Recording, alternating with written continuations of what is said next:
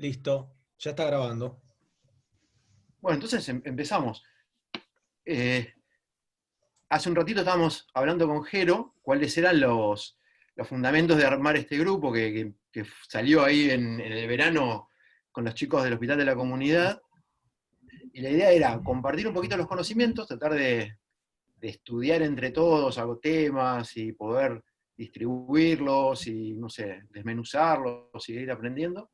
Pero también, por otro lado, está bueno para aquellos casos clínicos que tenemos de glaucoma de todos los días, que son medio difíciles y no sabemos para dónde arrancar, volcarlos al grupo y poder entre todos dar nuestras opiniones y tratar de cada uno desde su experiencia poder resolverlo entre nosotros, que nos conocemos, somos todos amigos, no hay ningún grupo, ninguna persona que sea de mala onda como para decirnos que no hacer.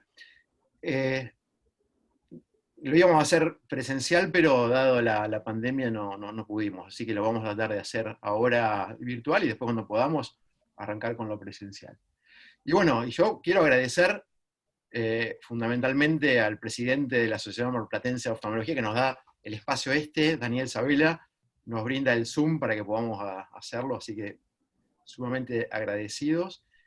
Y fundamentalmente también al presidente de la Asociación Argentina de Glaucoma, que está en la inauguración de nuestra reunión, el amigazo Héctor Fontana, que va a debutar en la charla de hoy con el tema de trabeculoplastia láser selectiva. El tema de hoy es un poco la enfermedad de la superficie ocular y glaucoma. Entonces, Melissa Torres y Andrea Bejar, que nos van a dar una charlita acerca de qué es la enfermedad de superficie ocular y cómo se relaciona con el glaucoma. Y uno de esos tratamientos, como van a ver ahora, es el SLT, y qué mejor que nuestro presidente para darnos una charla que es un genio dándolas. Así que Héctor, te dejo la palabra. Muchísimas gracias por estar en nuestra primera reunión. Pero por favor, un honor para mí. Muchas gracias, Pablo y Daniel. Espero que la cosa sea muy relajada, así que cualquier duda, cualquier pregunta, cualquier aporte es bienvenido, así que voy a compartir pantalla. Y quiero invitarlos para el miércoles 16 a las 7 de la tarde. La Asociación Argentina de Glaucoma hace un ateneo conjunto con la Sociedad Argentina de Retina y Vítreo, así que los glaucomas secundarios o patología vitreoretinal muchas veces representan un gran problema para todos, así que va a haber presentaciones muy interesantes. Los que quieran conectarse, Pablo, ya te enviaré el link para que lo distribuyas. A ver. Espérame un segundo.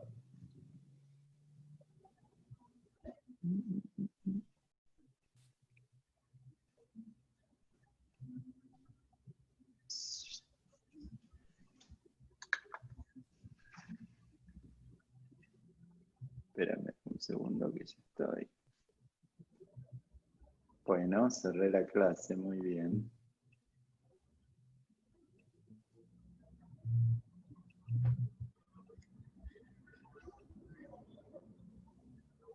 Ahora sí. ¿Se puede ver? Sí, perfecto. ¿Sí? No, se puede ver el escritorio de tu PC, pero no estamos en la presentación. ¿No estás viendo la pantalla? Espérame. No, estamos viendo tus archivos. Muy bien, pues están todos bien. Espera un minutito. Espera. Ese que dice, chicas... No.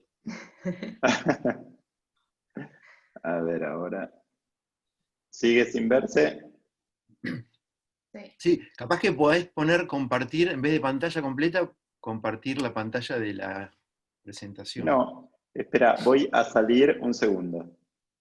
Espera, Sí, por ahí volvés a salir y volvés a Sí, compartir, pero con la presentación abierta ya en sí, la eso es compu. lo que... Así te la toma. En este tiempo nos hicimos todos especialistas en Zoom, algo que era Sí, pero un enigma acabo... para todos. empezamos a de a poco a amigarnos. Voy a salir un segundo, Pablo. Ahí está. Dale, sí, tranquilo. Tranquilo. Yo, bueno, bienvenidos todos los que están entrando ahora. Vamos a hacer primero un par de charlas. El doctor Fontana SLT, trabecloplastia selectiva.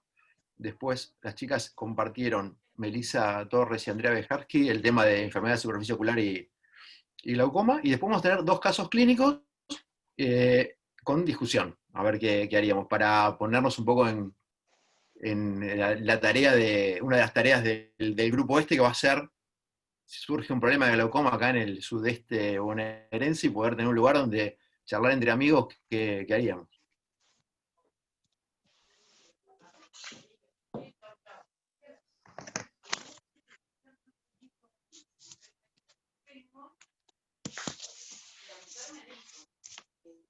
Ahí está abriendo bien, Héctor, ¿eh?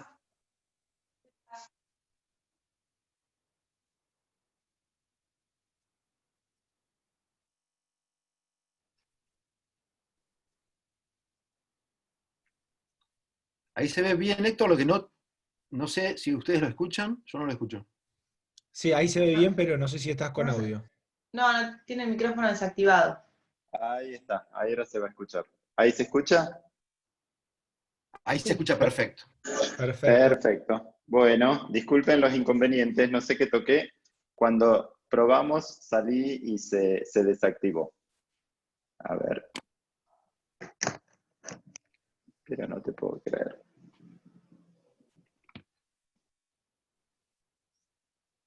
Espérame un segundo, que no avanza la presentación.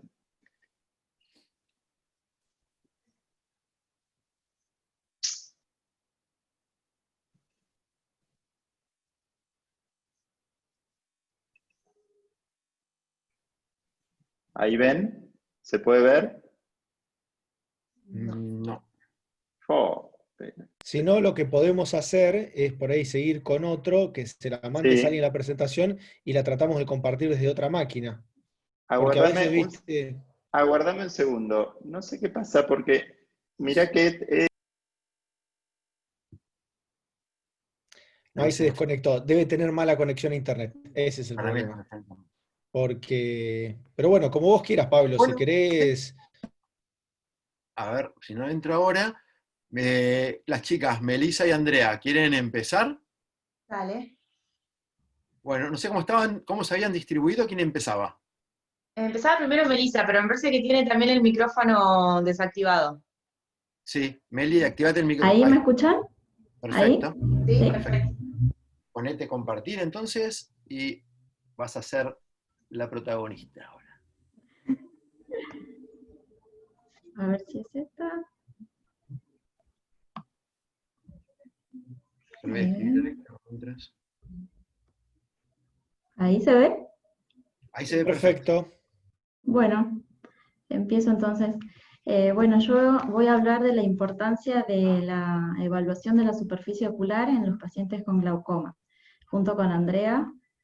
Los objetivos de la clase son conocer la importancia de la asociación entre ambas enfermedades, o sea, entre el glaucoma y la enfermedad de superficie ocular, identificar cuáles son las alteraciones oculares que producen las drogas antiglaucomatosas y conocer cuáles son los principales métodos de evaluación de la película lagrimal.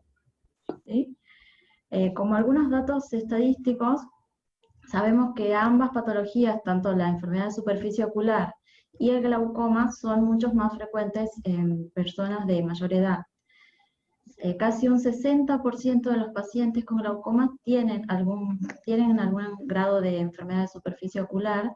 De esos, un 27% de los pacientes con glaucoma van a tener una enfermedad de superficie ocular severa, y se sabe que un 66% de los pacientes con enfermedad de superficie ocular severa tienen glaucoma. Entonces es evidente que el glaucoma tiene algún grado de asociación con una enfermedad de superficie ocular en mayor o menor grado, y que es una enfermedad predecible, progresiva, y que muchas veces la subestimamos. ¿Sí?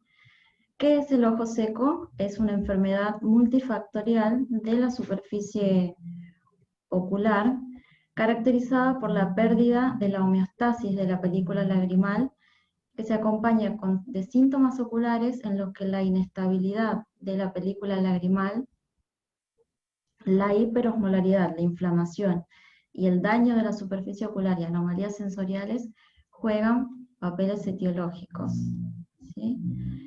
Bueno, en cuanto a la fisiopatología del ojo seco, hay varios mecanismos involucrados, pero específicamente en cuanto a la medicación de antiglaucomatosa, los conservantes que usamos, lo que va a producir es una inestabilidad de la película lagrimal. Esa inestabilidad lo que hace es como toda una cascada que se va desarrollando, la célula pierde líquido, se aumenta la osmolaridad, produce una hiperosmolaridad lagrimal, eso a su vez activa algunas células, algunas sustancias inflamatorias como las MAP quinasas epiteliales, las interleuquinas, el factor de necrosis tumoral alfa, las metalomieloproteinasas, toda una cascada que va a actuar tanto directamente sobre la glándula lagrimal y también actúa sobre la superficie ocular, sobre las células caliciformes que pierden mucina, el glicocálix, producen daño epitelial y apoptosis, y eso perpetúa más la inestabilidad de la película. Entonces se genera un círculo vicioso de inestabilidad, hiperosmolaridad, inflamación y destrucción celular, ¿sí? Hay varias evidencias que relaciona la enfermedad de superficie ocular y glaucoma. Por ejemplo, este artículo de revisión del 2019 analizó varios artículos desde 1999 hasta 2018 y encontró varias cosas interesantes en cuanto al impacto que tiene el tratamiento tópico del glaucoma. Por ejemplo, que este estudio, por ejemplo, muestra la prevalencia de los síntomas de ojo seco en pacientes con glaucoma en varias regiones del mundo, según el test de OSDI. En todos siempre fue superior los síntomas de ojo seco en pacientes tratados con tratamiento tópico, en comparación con los grupos controles, duplicando o triplicando los valores. Este otro estudio, por ejemplo, compara la puntuación del test de OSDI con los distintos tipos de prostaglandinas, y se vio que el grupo que tenía tratamiento con travoprost tuvo puntuaciones de OSDI más bajas, y, por ejemplo, el grupo que tenía tratamiento con latanoprost, las más altas. Después otro dato interesante fue que el tafluprost, que no contiene conservantes, a pesar que no contiene conservantes, tuvo un valor de OSDI más alto que el travoprost, que tiene conservantes, pero el policuado. Después también hay evidencia sobre la afección de las glándulas de meibomio que producen estas drogas. Este artículo, por ejemplo, evaluó, acá se ve mejor, evaluó en el recuadro A son de los pacientes controles, el B los que tenían tratamientos con una gota, el C con 2 gotas y la D con 3 gotas.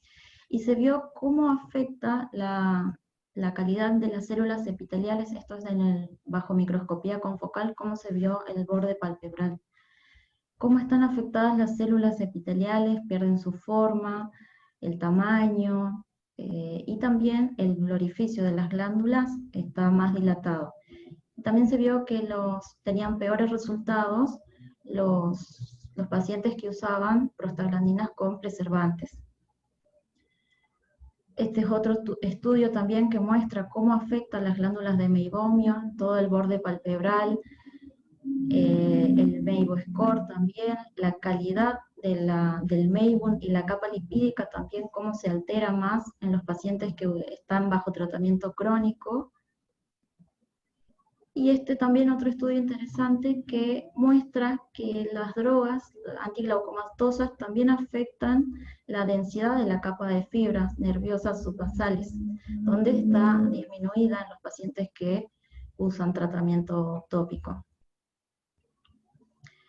Otra cosa importante a tener en cuenta es que no solo causa daño de la superficie ocular, sino también que es un potencial factor de riesgo para un fracaso quirúrgico, que es el punto final después de que pasamos por un tratamiento tópico. Cuando el paciente llega a la cirugía, ya llega con una mala superficie ocular, ¿sí? Por el mismo mecanismo que decíamos de la fisiopatología del ojo seco, o sea, no solo es deficiencia acuosa, sino también implica inflamación, hay activación de fibroblastos en la conjuntiva, en el espacio subconjuntival, hay fibrosis, entonces puede bloquear el flujo de salida del humor acuoso y causar una falla quirúrgica. ¿Bien? Entonces, por eso es muy importante hacer un buen diagnóstico de ojo seco y evaluar al paciente, porque el paciente no solo tiene glaucoma, sino es un paciente que puede tener otras enfermedades que predisponen a ojo seco, si tiene alguna enfermedad reumatológica, diabetes, enfermedades de la tiroides. Hacer una buena anamnesis del paciente, determinar cuáles son los factores de riesgo y hacer los test diagnósticos para ver qué tipo de ojo seco tiene, si es un tipo acuodeficiente, si es un tipo evaporativo, o como es la mayoría, un tipo mixto. ¿Sí? Un examen básico del paciente que debemos hacer por lo menos al inicio, lo que hacemos nosotros es entregarle un cuestionario, el test de OSDI, que es el más avalado, realizar un test de Schirmer, ver el break-up time, hacer tinciones vitales con fluoresceína, con el verde de lisamina para ver la conjuntiva también, y no olvidarnos del borde palpebral, de las glándulas de meibomio, ¿sí? Ver si tiene blefaritis, la calidad del meibum, comprimir las glándulas para ver qué calidad tienen esas glándulas de meibomio, si hay hiposecreción o hipersecreción. Eso es dentro de un examen básico bajo la lámpara de hendidura. Actualmente hay otros estudios nuevos, por ahí como uno de los más actuales es la medición de la osmolaridad. Si entendemos el mecanismo fisiopatológico, los pacientes con ojo seco van a tener una hiperosmolaridad, saber que el valor normal es de entre 296 a 302 miliosmol por litro, y ver, por ejemplo, cómo se ve en el microscopio, cómo cambia la calidad, la arquitectura de la célula cuando hay una hiperosmolaridad. Este es otro estudio que hacemos, que es un estudio no invasivo, que nos estudia bastante bien la superficie ocular en varios aspectos. Por ejemplo, nos permite la medición de la altura del menisco lagrimal, hacemos un break-up time no invasivo, ¿sí? Mediante un mapa de colores podemos distinguir cuando aparecen acá colores naranjas o rojos en las superficies que hay un break-up time alterado. También nos permite determinar el enrojecimiento vulvar, el mismo equipo ya hace tiene una escala de grados de enrojecimiento vulvar. También podemos ver las tinciones, cómo se ve la queratitis con la fluoresceína o la afectación de las conjuntivas con el verde de lisamina, que tiene células desprovista de mucina. También nos permite evaluar la capa lipídica, no sé si se ve el video, ¿sale? ¿Se ve? ¿Sí? Sí. Es como vemos una capa oleosa, cómo vemos partículas en la superficie ocular, que eso nos da una mala calidad visual, o sea, es una lágrima muy viscosa. A ver. También nos permite evaluar muy bien lo que es la anatomía de las glándulas de meibomio, y a través de esto hay un Meibo Score, una clasificación. Vemos cómo hay acá amputación tanto en el párpado superior y más aún en el párpado inferior, hay amputación de las glándulas de meibomio, ¿sí? Entonces, con todos esos datos, al último, el mismo equipo nos da se llama reporte de James, que nos permite analizar los distintos grados para ver a dónde es mayor la falla y hacer el tratamiento enfocado en lo que está alterado, ¿sí? Entonces, ¿cómo preservamos la superficie? En los pacientes con glaucoma, bueno, tenemos varias opciones, ya Alejandra va a hablar bien de lo que es las opciones terapéuticas, pero saber que lo mejor es usar fármacos antiglaucomatosos sin conservantes, o el tema del SLT, para el tratamiento de la capa acuosa, dependiendo del grado de ojo seco, y hay distintos escalones para tratar, pero podemos empezar con lágrimas artificiales sin conservantes.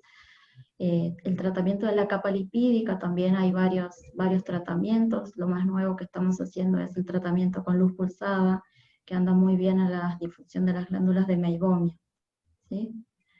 Entonces, como conclusiones podemos decir que los conservantes empeoran la enfermedad de la superficie ocular, que a mayor número de gotas, mayor tiempo de tratamiento, es mayor la severidad del ojo seco, y que la enfermedad de superficie ocular tiene una relación directa con la calidad de vida y con el incumplimiento del tratamiento para el glaucoma, y que también aumenta el riesgo de un fracaso quirúrgico. Bien. Bueno, eso es todo. Gracias. Muchísimas gracias, Meli. Me encantó, divina tu presentación. Me encantó porque nos abre un poco la puerta a métodos diagnósticos nuevos que yo, la verdad, no desconocía que existían. Bueno, Esos son algunos, pero hay varios más. bien, bien, bien. Después por ahí dejamos las preguntitas para el final. No sé si, Héctor, ¿te pudiste conectar? ¿Ahí me escuchás? Ahí te escucho. Perfecto. ¿Podemos hacer una prueba o puedo ir al final, como prefieran? No, hacemos una prueba y después, cualquier cosa, si no sale Andrea, nos habla sobre tratamiento. Igual los dos temas se van a estar bien unidos, así que probalo. Perfecto. A ver si funciona. Comparto pantalla.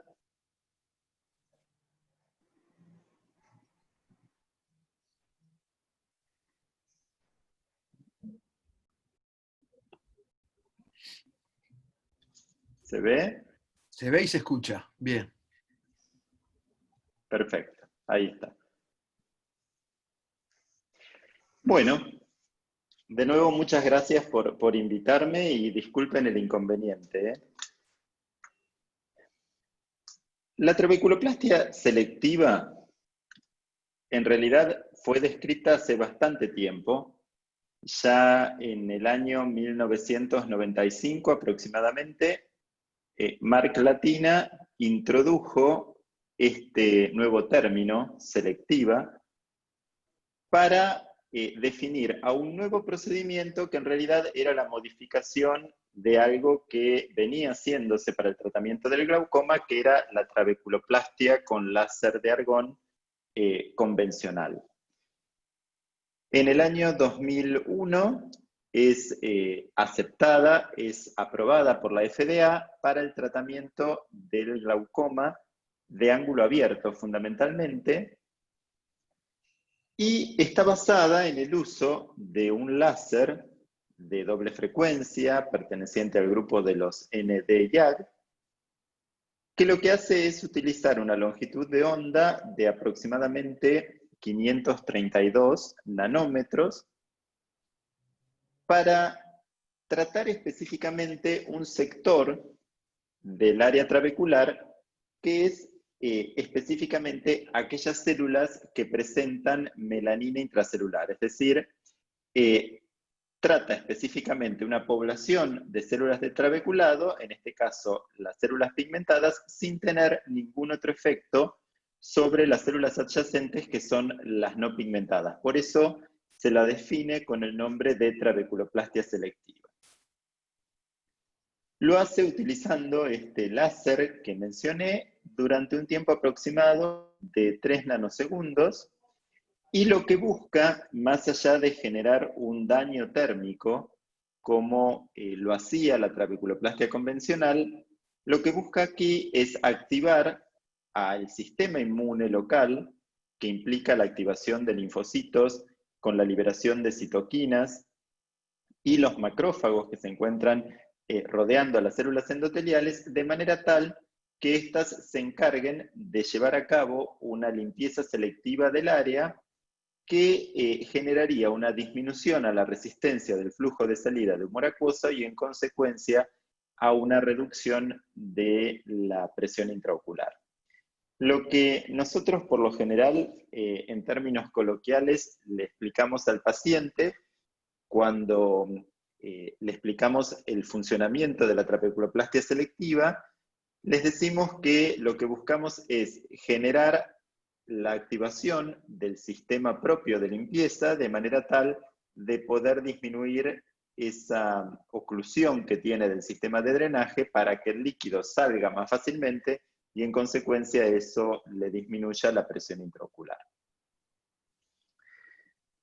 Si ustedes miran las imágenes que están aquí en pantalla, a la izquierda tienen el efecto típico sobre las células del trabeculado que generaba la trabeculoplastia con láser de argón, mientras que si miran la fotografía inferior de la izquierda, cuando se realiza una trabeculoplastia selectiva, el aspecto del trabeculado es como el que se observa ahí. Las diferencias son bastante claras, o sea, en la fotografía de arriba ven un cráter, en realidad eso es el daño térmico que generaba el láser que utilizábamos antes, y lo que se buscaba era, a partir de la generación de una cicatriz, que se traccionen los espacios del trabeculado adyacente de manera tal de ampliarlos y de esa manera que salga más humor acuoso y baje la presión intraocular. Aquí, si se fijan en la fotografía, prácticamente la estructura no se ve alterada y lo que se logra básicamente por un tiempo determinado es disminuir la resistencia aumentando precisamente los poros de la malla trabecular. Las diferencias en cuanto a la potencia que se utiliza es considerablemente diferente en el sentido de que, por lo general, cuando se hace una trabeculoplastia selectiva, se aplica un rango determinado de energía por un tiempo que está preestablecido y no lo podemos modificar, y utilizando un spot que también está preestablecido y es de 400 micrones, es decir, es un spot bastante grande, a diferencia del que usamos cuando hacemos la trabeculoplastia con láser de argón convencional, que es de 50 micras. En el caso de la primera, si uno no era lo suficientemente preciso a la hora de aplicar el spot sobre la malla trabecular pigmentada especialmente, corría el riesgo de quemar por encima por debajo, y eso traía una complicación bastante frecuente, que era la formación de sinequias anteriores periféricas que, lejos de disminuir la presión intraocular, le generaban una potente reacción inflamatoria y un aumento de la presión intraocular. Complicación que no tenemos en el caso de la SLT, porque fíjense, la energía que es utilizada para el tratamiento del trabeculado es notoriamente diferente, o sea, se utilizan 0.6 a 1.2 miliwatts versus 600 miliwatts en la trabeculoplastia convencional. Fundamentalmente, este procedimiento fue descrito para los ángulos abiertos. Esto es, hipertensos oculares, en los cuales en la gonioscopía uno identifique al menos las estructuras del ángulo hasta el espolón, glaucomas primarios de ángulo abierto, glaucomas con presiones normales y algunas formas secundarias de glaucoma de ángulo abierto, como son el síndrome de dispersión pigmentaria y el glaucoma pigmentario, o el glaucoma por pseudoexfoliación capsular. Lo que ustedes tienen que tener en cuenta, y después lo vamos a ver un poco más en detalle, es que cuanto mayor es la presión intraocular pretratamiento, más categórica es la reducción de la presión intraocular después de hacer la SLT. Entonces, en los pacientes que tienen un glaucoma con presiones normales, si bien la SLT es efectiva, las reducciones de la presión intraocular que uno espera encontrar por lo general son menores de las que puede encontrar en un hipertenso ocular o en un glaucoma propiamente dicho, en el cual haya pigmento en el ángulo o material de pseudoexfoliación. Y otra recomendación muy importante que hay que tener en cuenta es que, como el target del láser que se aplica en el trabeculado, vuelvo a repetirlo, constituyen las células que tienen melanina intracelular, hay que tener mucho cuidado cuando uno realiza este láser en el glaucoma pigmentario, porque al tener una mayor pigmentación de lo habitual, probablemente aquí, utilizando mucha menos energía, logremos el mismo efecto que se utiliza en otros tipos de glaucoma en los cuales la pigmentación no es tan abundante. O sea, hay que tener mucho cuidado con los picos. Yo les diría que serían los casos en los cuales hay que trabajar más cuidadosamente. Por lo general no lo recomendamos en los glaucomas primarios por cierres angulares. Ustedes van a escuchar que en algunos casos se puede realizar una SLT, sobre todo si lo que se ha encontrado es un cierre angular no tan marcado de tipo aposicional, le han hecho una iridotomía periférica, han logrado abrir el ángulo y se identan. En ese caso, si pueden identificar el trabeculado, se podría hacer una trabeculoplastia selectiva también. Lo mismo estos pacientes que tienen inicialmente una configuración de cierre angular y uno le saca el cristalino y mejora la amplitud del ángulo. En estos casos sí se podría aplicar, pero no constituyen una indicación primaria. No los recomiendan para los glaucomas subeíticos, bueno, por supuesto los glaucomas inflamatorios.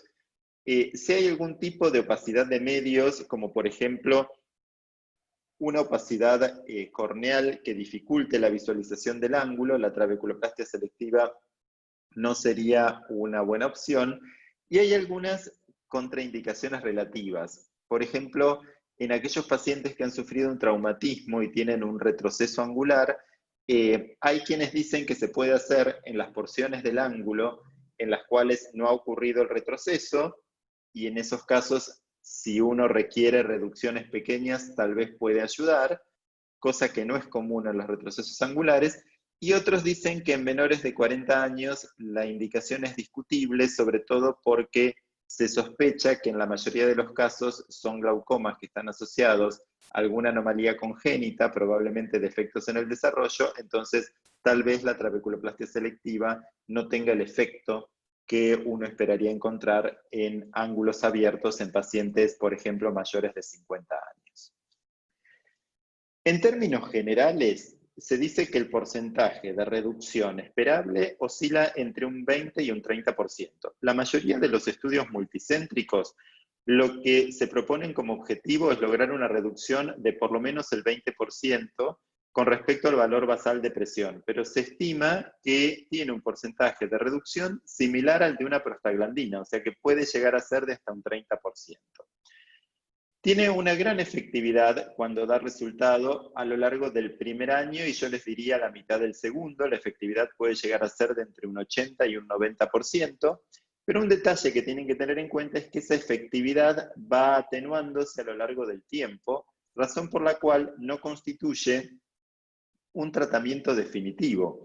Entonces, es de muy buena praxis explicarle al paciente que probablemente con una sesión o eventualmente dos, puede lograrse primariamente una buena reducción de la presión intraocular que funcionará muy bien, probablemente durante los 2 primeros años, pero que después se irá atenuando en el tiempo y tal vez necesite repetirse.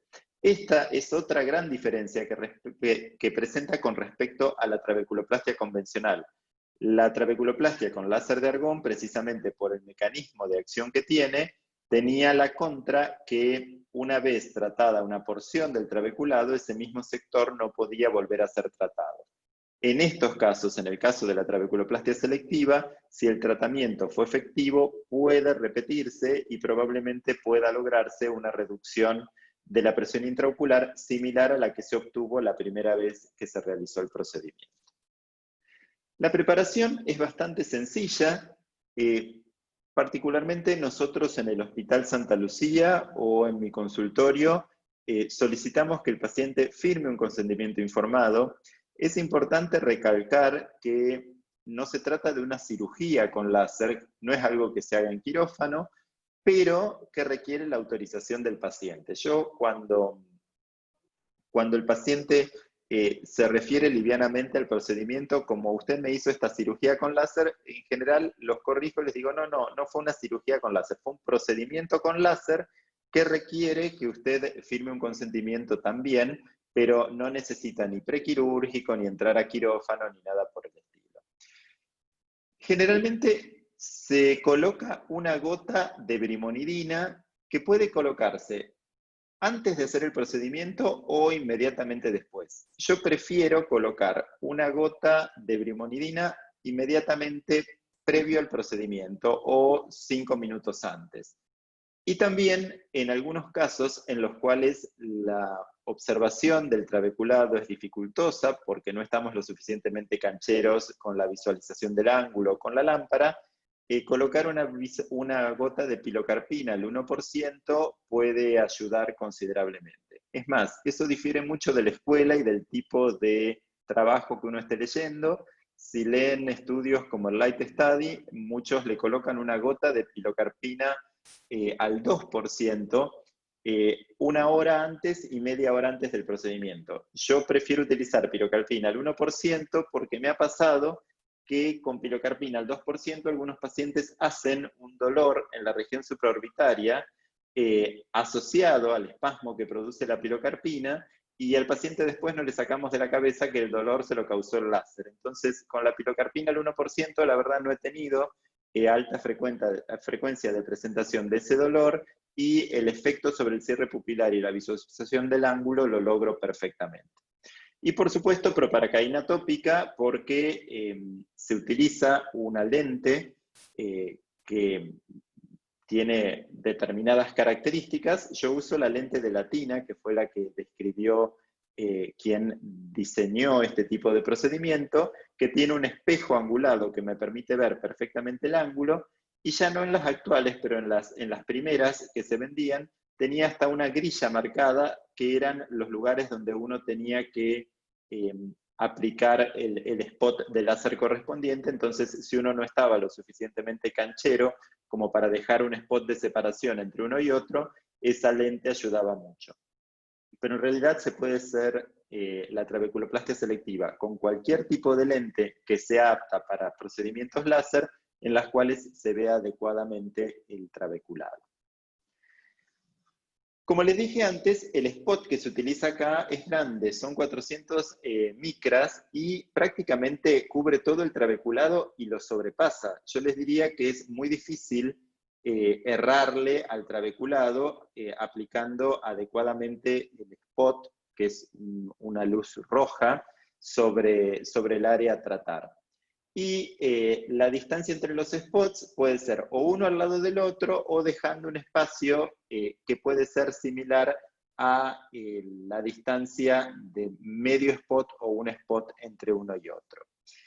La potencia, generalmente yo empiezo con 0.6 millijoules, pero depende mucho de la naturaleza del trabeculado. Si lo veo que es muy pigmentado, en general prefiero empezar con menos, y por el contrario, aquellos trabeculados que no tienen nada de pigmentación muchas veces requieren que uno utilice una potencia de 1 o 1.2, que es lo que se considera el límite. En la medida en que uno lo va tratando y ve la aparición de las denominadas burbujas de champán, uno va modificando posteriormente la potencia. Antes lo que se buscaba era que en cada spot aparezcan estas burbujas finas y que salían del sitio donde impactaba el láser.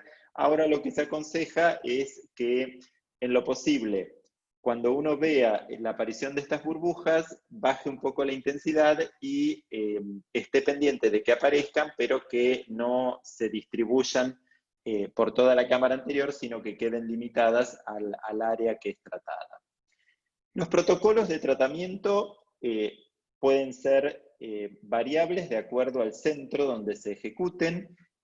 Los mejores resultados se obtienen tratando los 4 cuadrantes, al menos en el glaucoma crónico de ángulo abierto, utilizando un total de 100 spots, es decir, 25 por cuadrante. Hay quienes dicen que en el pseudoexfoliativo se recomiendan tratar 3 cuadrantes y dejar uno libre, mientras que en los pigmentarios se recomienda tratar 1 o 2 primero, ver el efecto y posteriormente, si no se alcanzó la presión target pensada, posteriormente tratar los 180 grados superiores. Yo, por lo general, en el hospital, cuando no tenemos posibilidad de que el paciente vuelva, preferimos tratarles directamente los 4 cuadrantes.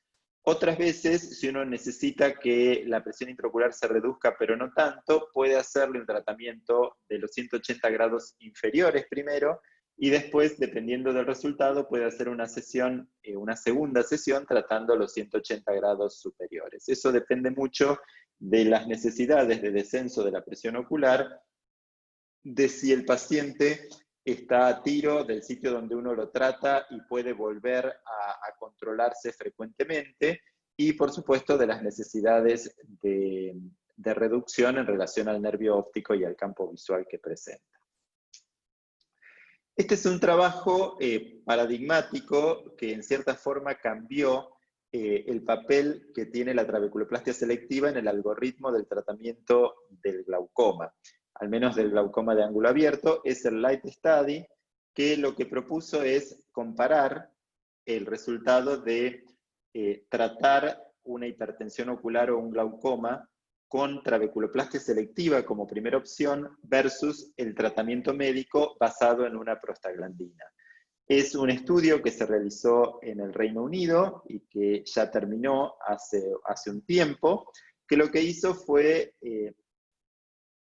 buscar una población de pacientes hipertensos oculares o con glaucoma primario de ángulo abierto, de reciente diagnóstico, y asignarles o tratamiento médico o SLT. Ellos lo que hicieron fueron tratar, como les decía antes, los 360 grados de la malla trabecular. Básicamente, ellos estaban interesados en que se apliquen por lo menos 100 disparos, que no estén superpuestos, o sea, el tema de que estén separados por un spot o medio spot no lo puntualizan. Sí, lo que dicen es que por cuadrante necesitan que entren por lo menos 25 disparos. El tiempo de exposición y el tamaño del spot, ya les dije, son fijos. No puntualizaron exactamente qué energía, o si hubiera utilizado una energía uniforme para todos. Puntualizaron entre 0.3 a 1.9 milijoules. Y lo que hacían, sí, hacían esperar al paciente después de realizado el procedimiento para controlarles la presión intraocular a los 60 minutos para ver si tenían el incremento que algunos habían descrito de la presión intraocular post-láser. Ellos admitían dentro de este estudio la posibilidad de hacer un retratamiento, es decir, de tratar en una segunda sesión, pero no antes de haberse cumplido los 2 meses, y después el primer control lo hacían precisamente a los 2 meses de haber realizado el procedimiento inicial. Si ustedes se fijan, las reducciones de la presión intraocular para lo que fue una presión basal de 26,5 en hipertensos oculares versus 23,5 en glaucomas primarios de ángulo abierto, fue de casi un 30% para el grupo de la SLT en los hipertensos oculares, versus un 26% en los glaucomas primarios de ángulo abierto.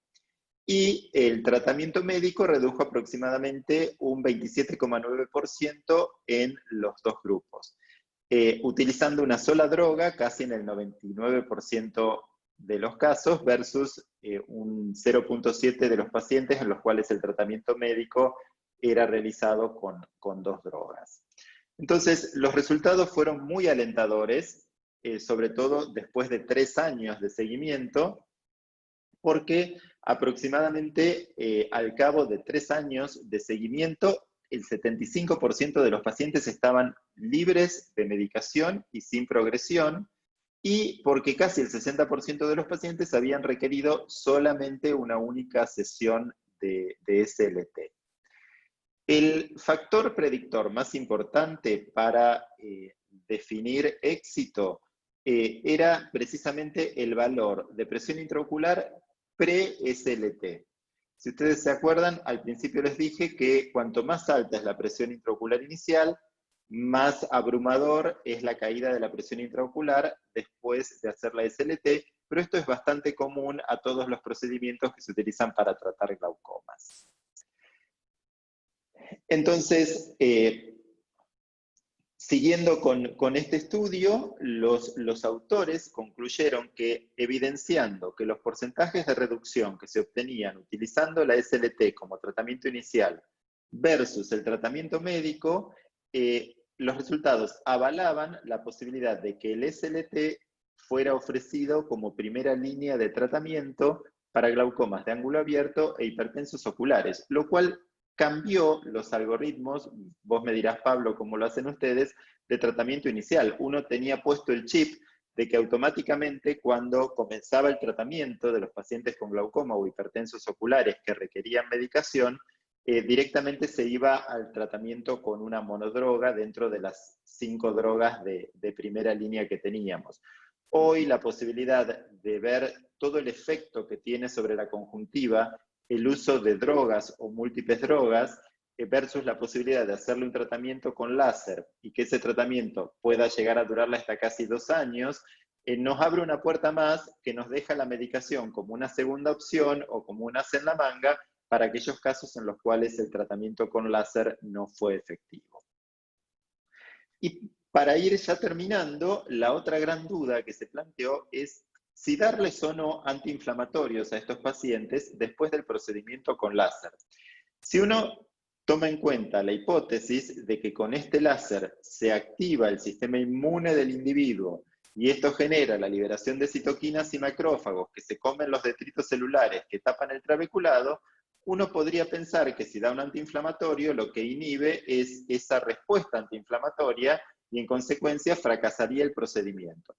Pues no, lo que ellos vieron en el seguimiento de estos pacientes era que para aquellos pacientes en los cuales se les había administrado o un AINE o un esteroide después del procedimiento, los resultados habían sido mejores que para aquellos pacientes en los cuales no se les había asignado ningún tratamiento antiinflamatorio después de realizada la SLT.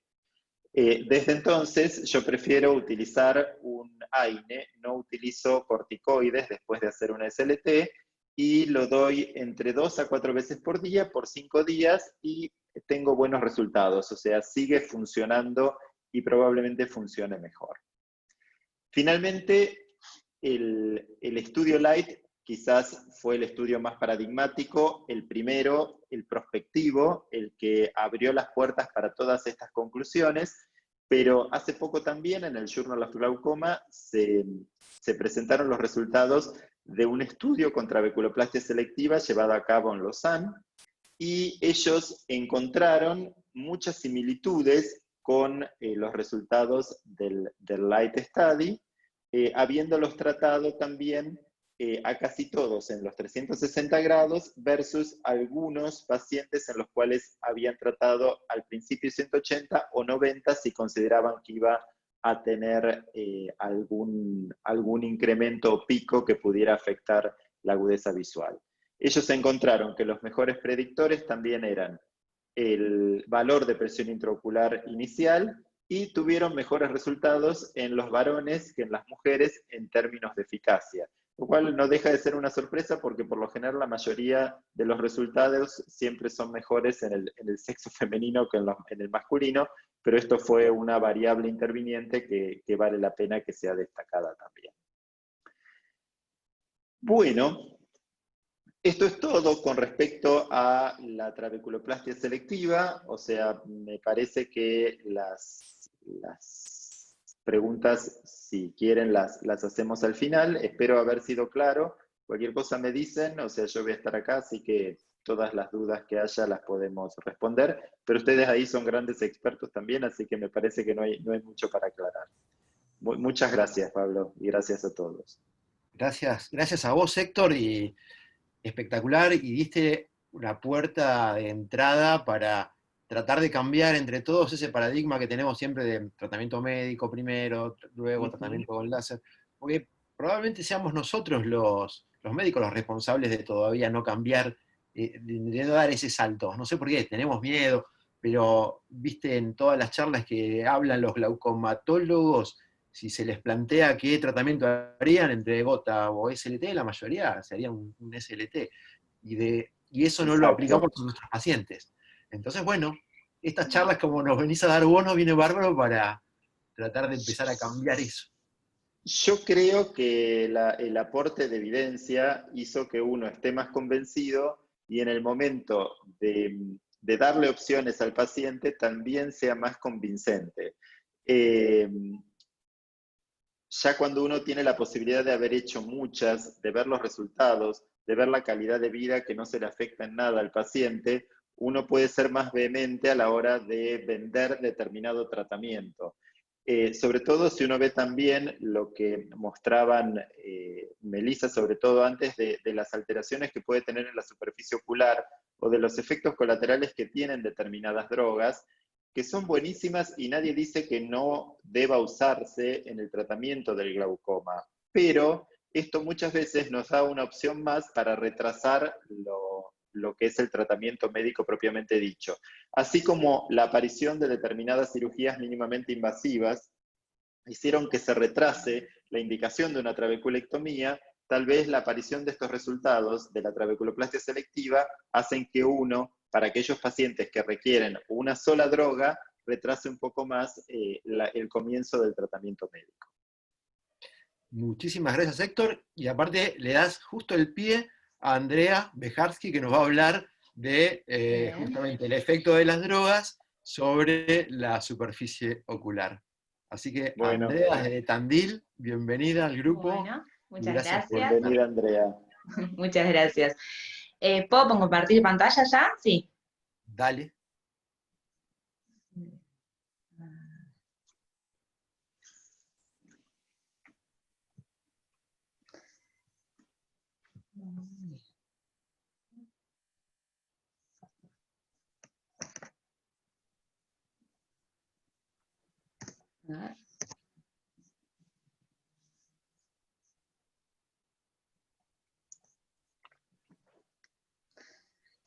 Bueno, y un poquito para lo que es complementar tanto la charla de Melissa como la del doctor Fontana, vamos a hablar un poquitito, hice un poco más en lo que es el papel de los conservantes que tienen las gotitas.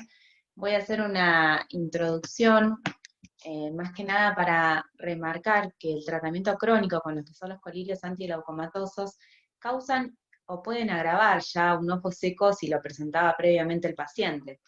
En una encuesta, dentro de lo que es dentro de lo que son los aspectos de afectar la calidad de vida, muchos de los pacientes manifestaron síntomas o molestias en lo que es conducir de noche, leer, en el trabajo con la computadora o en ver televisión.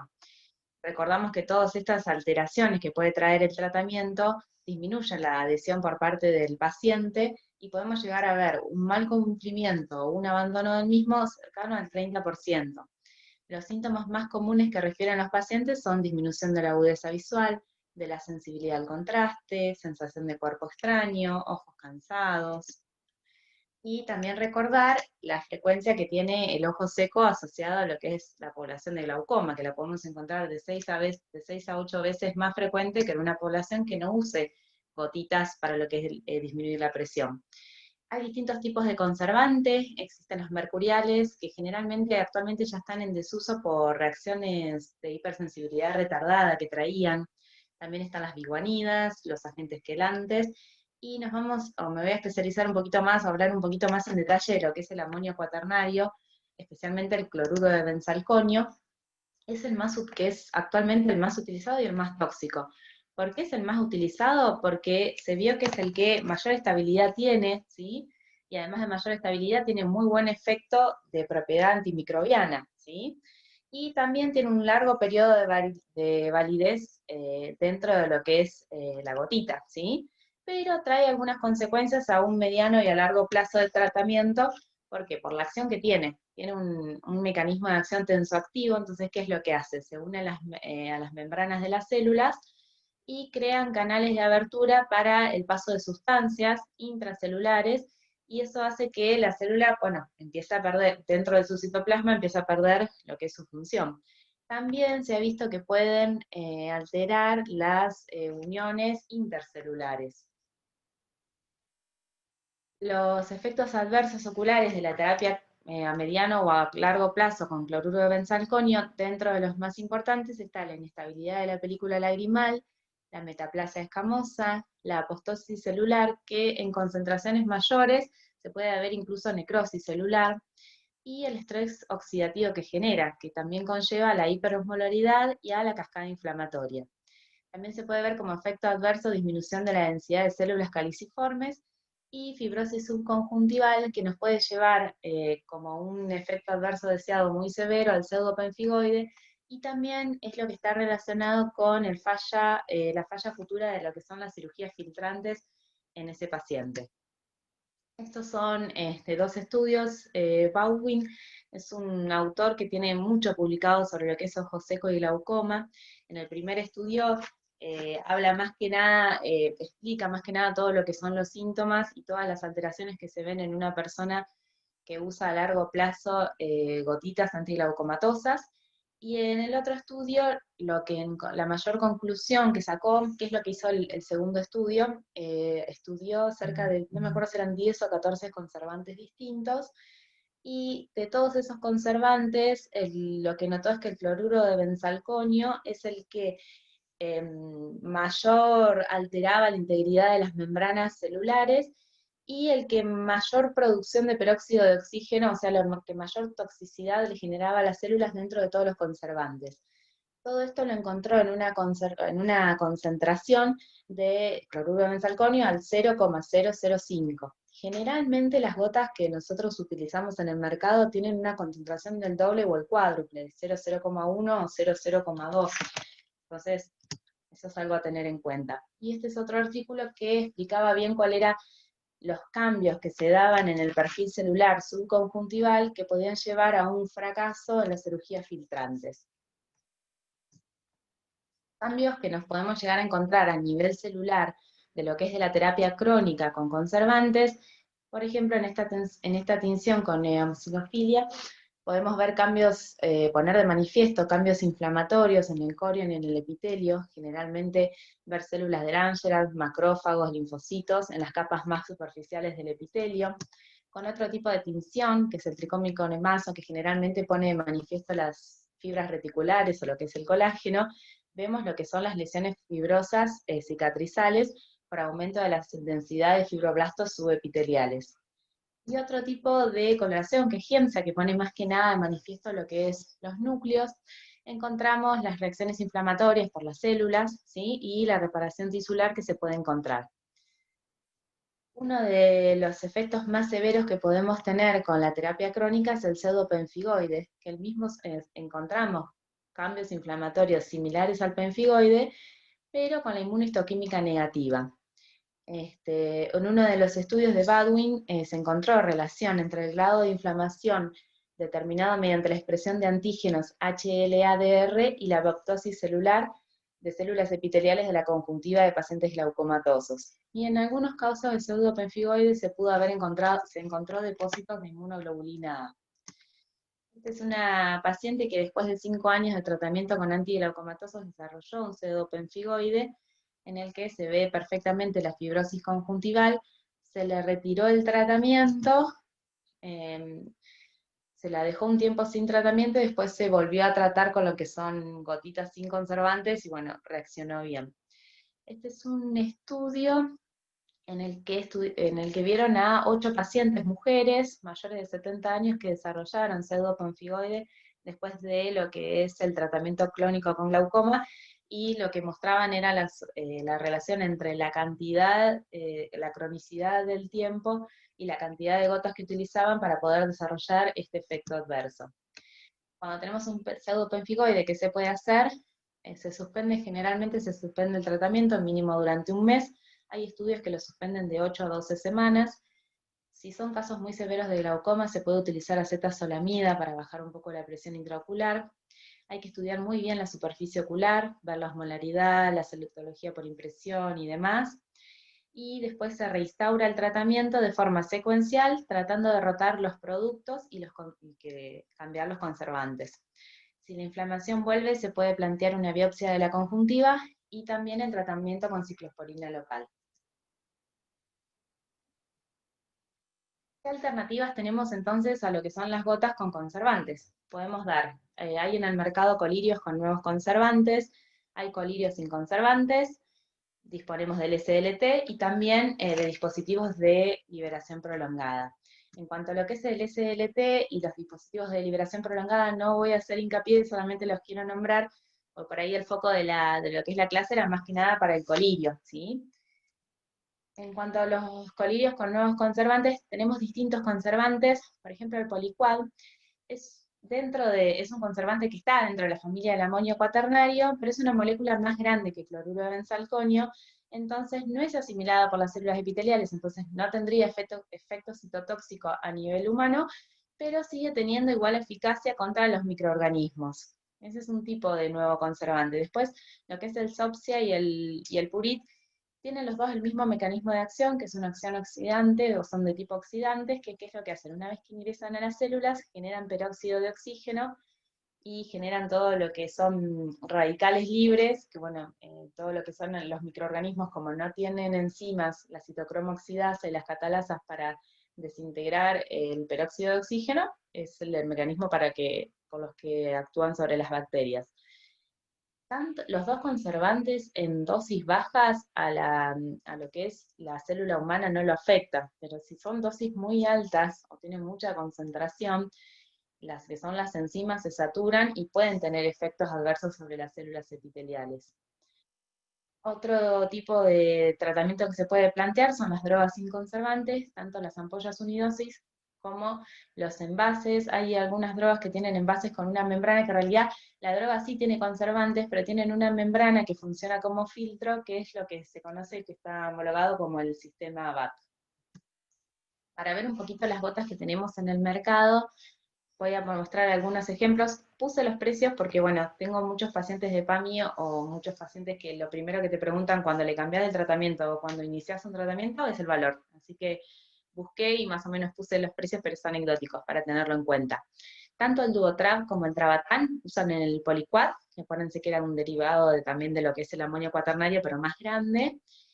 Hay un Travatan Z que utiliza el Purit como conservante, pero acá en el país yo por lo menos no lo vi. Otro laboratorio distinto con distintos conservantes tenemos tanto el Ganfor como el Lumigan, que es sin conservantes en ampollas unidosis, o el Alfagan P, que tiene como conservante el Purit. Dentro del mismo laboratorio quería nombrar lo que es el caso del Lumigan, porque si bien tiene conservante y tiene cloruro de benzalconio, más que nada tener en cuenta, el Lumigan, el que primero conocimos, tiene una concentración de bimatoprosa al 0,03. El Lumigan RC tiene una menor concentración de lo que es la droga, ¿sí? El principio activo, pero tiene cuadriplicado lo que es el conservante. ¿Y por qué tiene mayor cantidad de cloruro de benzalconio? Utilizan la acción de o el concepto de que el cloruro de benzalconio, al tener alteraciones con las uniones intercelulares, hace que la droga tenga una mayor penetrancia en el humor acuoso y que se necesite menos principio activo para estar dentro de lo que es la parte interna del ojo y que funcione de igual manera que el Lumigan común. Otro de los laboratorios que podemos llegar a encontrar, o otras de las gotas que podemos llegar a encontrar sin conservantes acá, es el Sapflutam. Del mismo laboratorio está el Trusop sin conservantes, pero yo la verdad que también me pasa lo mismo que lo que es el Travatan Z, acá en Argentina no sé si se comercializa. El Glaunot es otra de las drogas que también tenemos en el mercado sin conservantes. Hay que tener en cuenta que esta gotita tiene un pH de entre 5,5 y 6,5 y puede arder un poquito, o los pacientes pueden decir que cuando lo ponen le arde, ¿sí? Eso puede llegar a pasar. Y otra de las gotitas que también tenemos en el mercado es el Louten, que el Louten tiene como conservante el sorbato de potasio, que también tiene de mecanismo de acción alterar lo que es la parte de las... ay, me trabé. La parte aniónica. Lo que sigue después es un video que yo hice, que en realidad le quería mostrar, la clase estaba pensada por ahí para compañeros que no hacían glaucoma, y lo que le quería mostrar en este video era ver la diferencia que hay de solubilidad de las gotitas. Probé, ¿qué es lo que hice? Todas esas gotitas que yo tenía, hice la prueba de ponerlas en solución salina, que es como si fuera nuestra lágrima similar, y ver cómo se diluyen o cómo se distribuyen en la misma, para mostrar más que nada lo que era la emulsión, ¿sí? Que la emulsión tiene dos fases, tiene una fase oleosa, que es por eso que vemos ahí la diferencia que por ahí genera distinta alteración sobre la superficie. Y para ir terminando,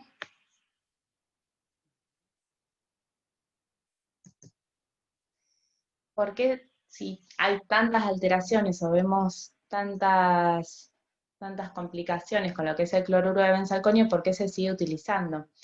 Primero, por el efecto positivo que es lo que lo avala, que es la mayor penetración de las drogas en el humor acuoso al afectar las uniones intercelulares de las células epiteliales. Otro de los conceptos que puede ser de por qué se sigue usando es porque el cloruro de benzalconio está aceptado mundialmente. Entonces, como hay empresas que son globales y que tienen en muchos países a la vez sus productos, si en cada país tienen que homologar sus nuevos conservantes, sería un mayor presupuesto y por ahí eso sería una de las cosas por qué no utilizan lo que son los nuevos conservantes. El alto costo que tendrían los frascos multidrogas, más que nada sabiendo que se ponen cada 12 o algunas cada 8 horas, tendría que ponerse el paciente y descartar esa gota y tener que tener mayor cantidad de monodosis. No todos los pacientes presentan alteraciones de la superficie ocular con el tratamiento crónico, y tener en cuenta que no son drogas genéricas. Esto quiere decir que no existen conservantes alternativos y que el paciente está obligado a pagar el precio que impone determinado laboratorio.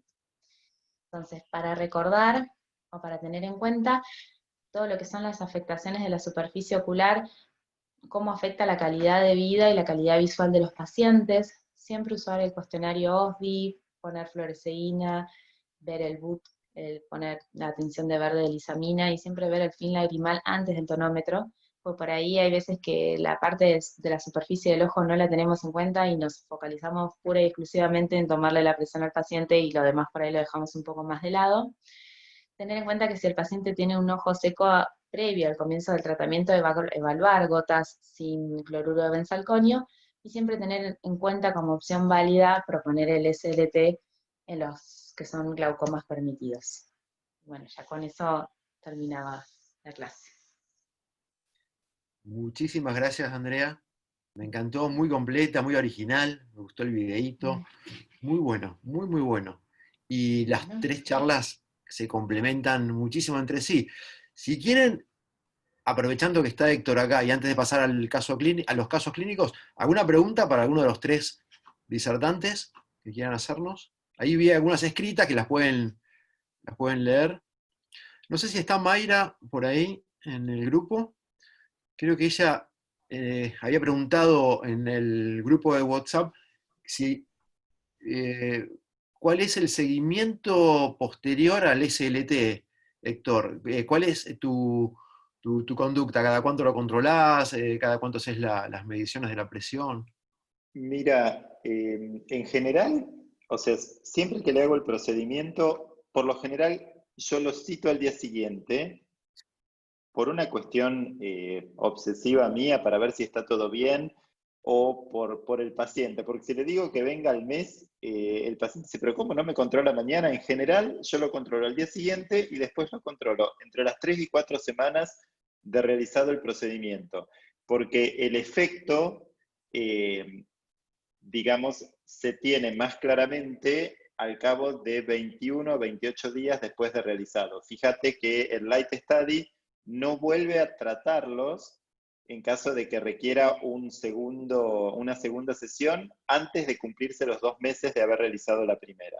Entonces yo lo cito, al mes de haber realizado la primera sesión y después, dependiendo del resultado, si necesito retratarlo, en general espero a que se cumplan 2 meses. Y si no, si considero que al cabo de un mes alcancé el porcentaje de reducción que quería, lo cito a los 3 meses, a los 6 meses y después 2 veces al año, generalmente. En la mayoría de los hipertensos oculares, o si peor aún, si ya diagnostiqué que tienen un glaucoma primario de ángulo abierto, prefiero pecar en citarlos un poco de más a decirles, bueno, venga en un año. O sea, de última, un control de la presión cada 6 meses es corto, es rápido y te da más control sobre la situación. Perfecto, Héctor, perfecto. Bueno, ahora vamos a entrar en la segunda parte de la reunión. La primera parte es científica, la segunda parte es de ayuda mutua. Vamos a presentar 2 casos y ver entre todos cómo lo podríamos resolver o qué podemos aportar cada uno. Y vamos a empezar desde Córdoba con Martina Butarelli, que nos va a presentar el caso ¿Qué hago con Raquel? ¿No? ¿Era Raquel? Yo Raquel, sí. Bueno, ahí se ve, ¿se logra ver? Sí, a ver, ahora está cargando. Ahí está. Bueno, buenas tardes a todos. Yo soy Martina Butarelli, soy residente de tercer año del Centro Oftalmológico Mar del Plata y les voy a presentar un caso que en realidad me lo replanteo desde el comienzo, este caso, con mi compañero de residencia, que es Leandro Parodi, y lo titulamos ¿Qué le digo a Raquel?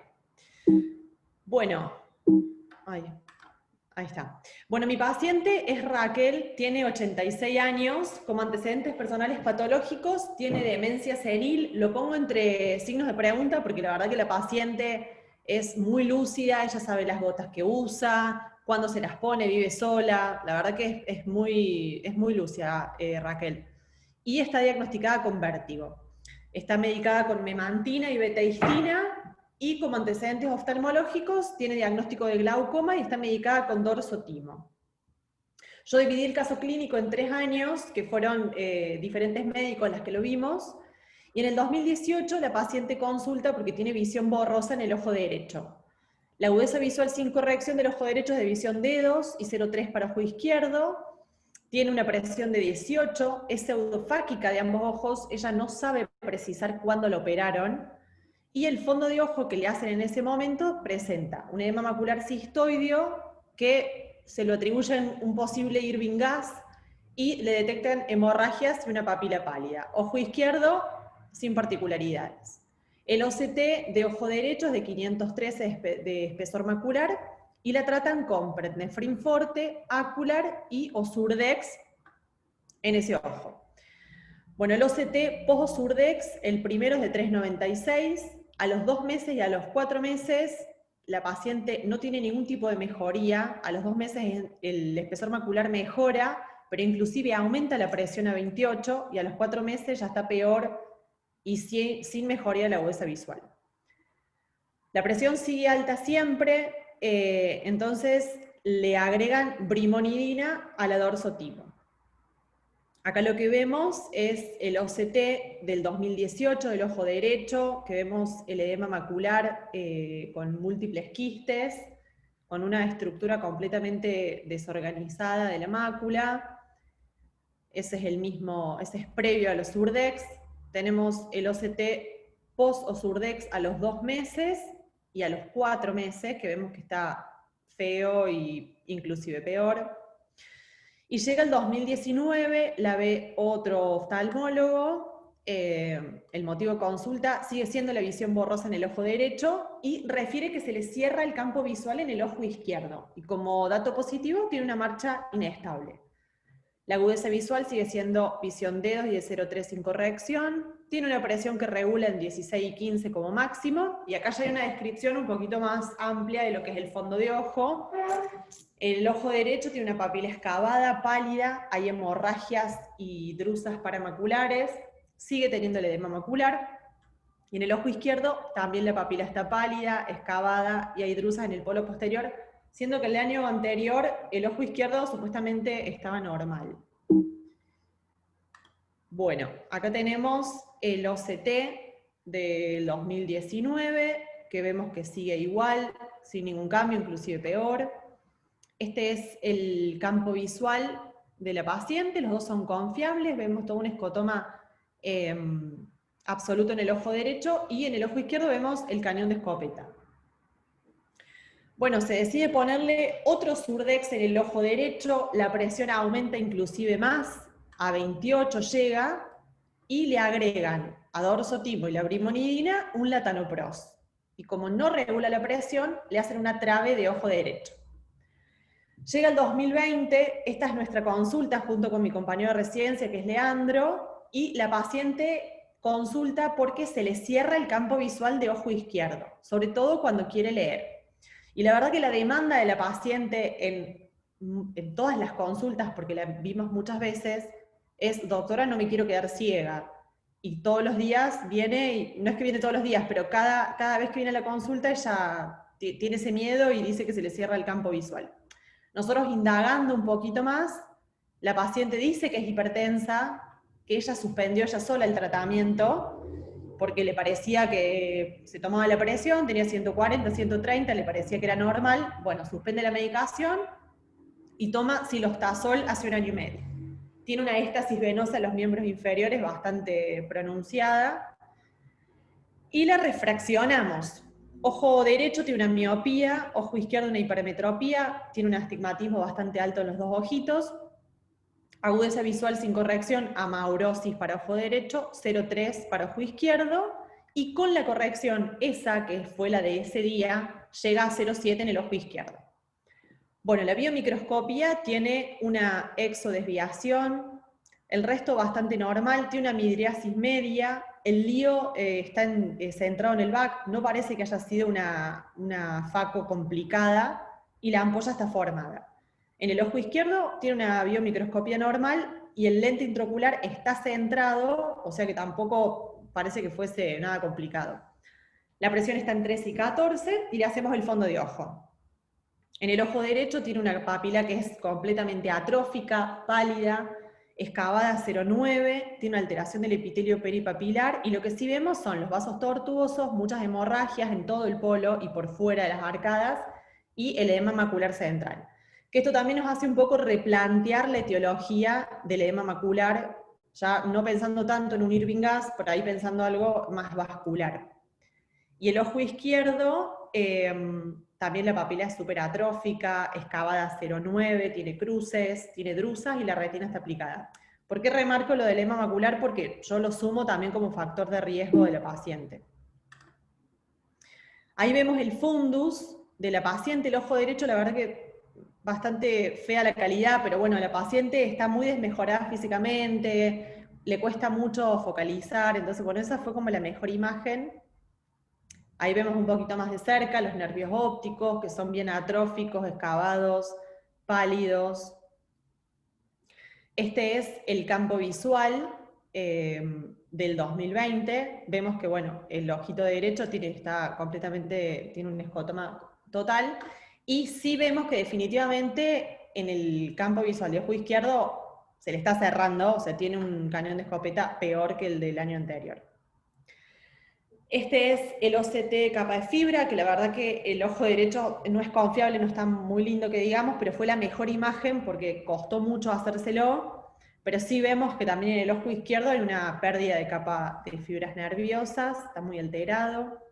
Le hicimos un OCT de cámara anterior, una paquimetría bastante delgada de los dos, y este es el OCT de mácula del ojo derecho y del ojo izquierdo.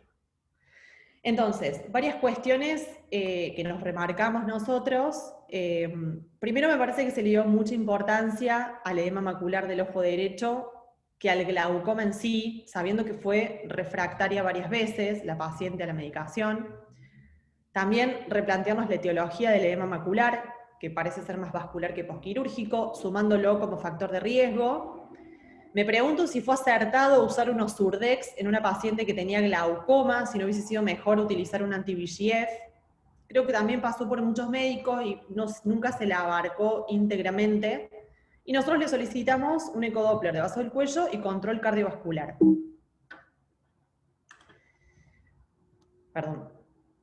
Entonces, ¿cuál es mi objetivo con esta paciente? Es conservarle la agudeza visual del ojo izquierdo, porque es la demanda y la preocupación que tiene la paciente. Entonces, pensamos que, bueno, ¿cómo logramos eso? Manteniendo la presión intraocular baja en el ojo izquierdo, que es nuestro factor modificable, y es lo que conseguimos, porque la verdad que la paciente maneja una presión de 14 como máximo, y un control clínico estricto para evitar otro evento vascular en el ojo izquierdo. Entonces, ¿qué le digo a Raquel? Porque Raquel viene muchas veces por múltiples consultas y siempre es la misma, y por eso yo presento este caso, porque necesito ayuda. Acá, un poquito para las preguntas para todos, es, primero si está bien medicada, recordando que está con latanoprost, dorsotimo y brimonidina, y yo lo que pegué acá al lado es una foto de, bueno, acá lo que dice es que la medicación tópica del glaucoma, sobre todo el latanoprost y el timolol y el cloruro de benzalconio, lo que hacen es aumentar el riesgo macular en los pacientes edofáquicos, ya que el cloruro de benzalconio es citotóxico y promueve la inflamación, y por ahí tener un edema macular en el ojo izquierdo no nos beneficiaría en nada. En contrapartida, pensar si se podría tomar una conducta quirúrgica en el ojo izquierdo, obviamente contemplando todos los riesgos, paciente añosa, posibilidades de infección, y si fue acertada la trabeculectomía de ojo derecho, que ya estaba con un escotoma absoluto. Eso es algo que, bueno, por ahí me lo pregunto yo. Y bueno, ese es mi casito. Muy buen casito, muy bien presentado el casito, muy completo todo, Martu. Y ya que lo tenemos acá a Héctor, lo vamos a exprimir y vamos a ver qué haría él.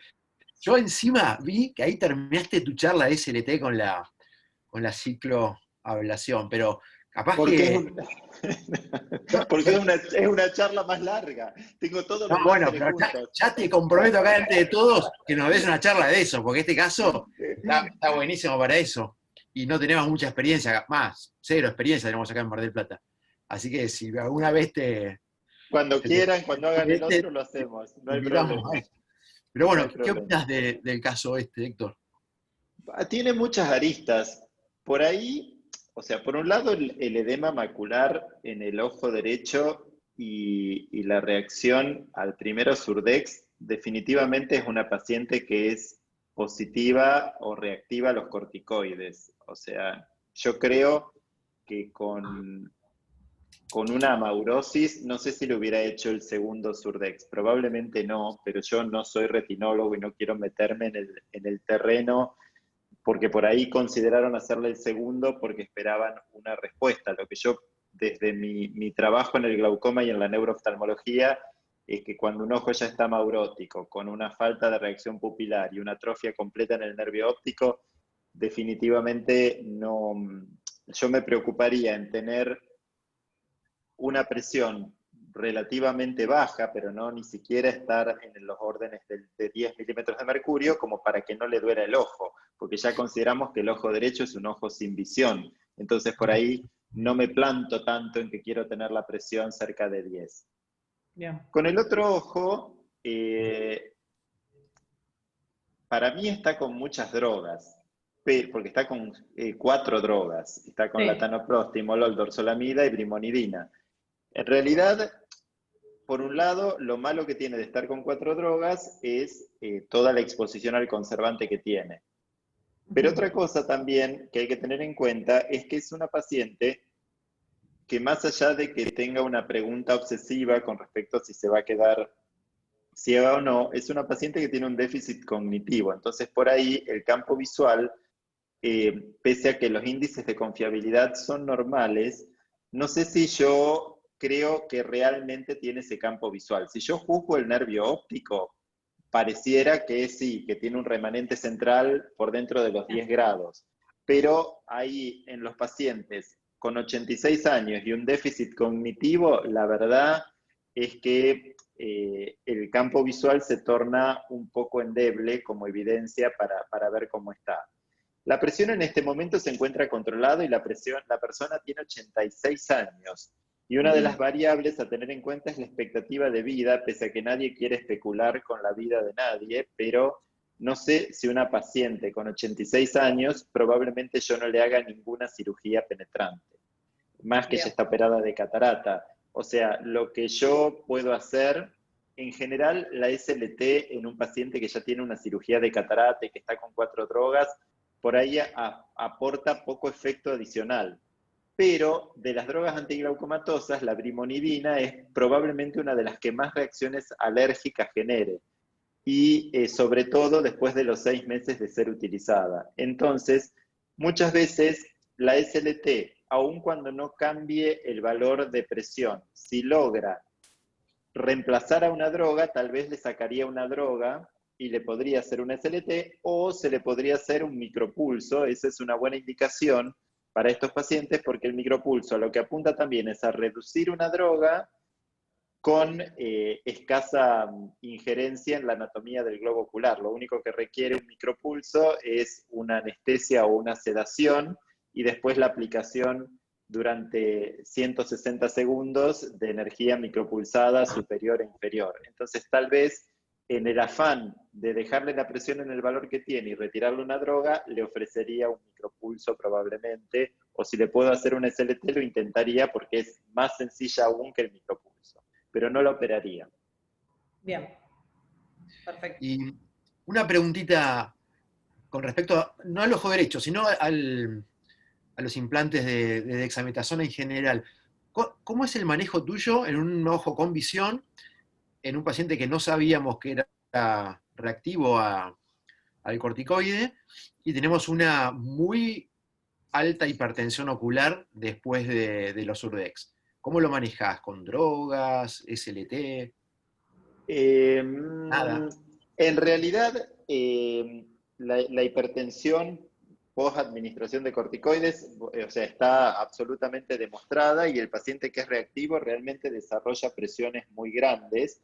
El tema es que el efecto se va atenuando en el tiempo.